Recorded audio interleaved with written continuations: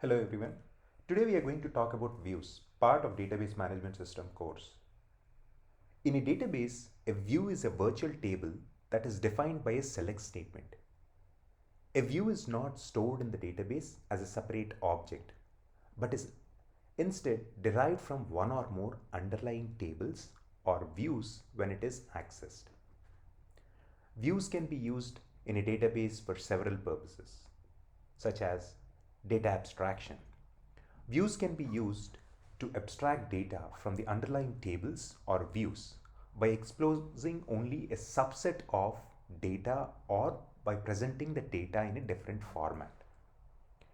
This can be useful for hiding the details of the data implementation from the users or applications that access the data.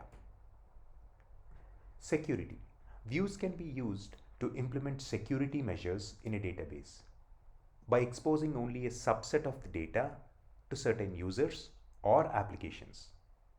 This can be useful for protecting sensitive data or for enforcing access controls. Data integrity. Views can be used to enforce data integrity constraints in a database by exposing only a subset of the data that meet certain criteria. This can be useful for ensuring that the data is consistent and correct. Performance.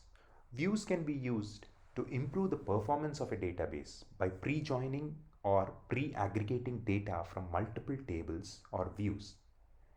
This can be useful for reducing the number of queries that are required to access the data. It is important to carefully consider the use of views in a database, as they can impact the performance, security, and integrity of the data. It is also important to ensure that the views are properly maintained and kept up to date with the underlying data to ensure that the data is accurate and consistent. Hope this was helpful. Thank you for watching.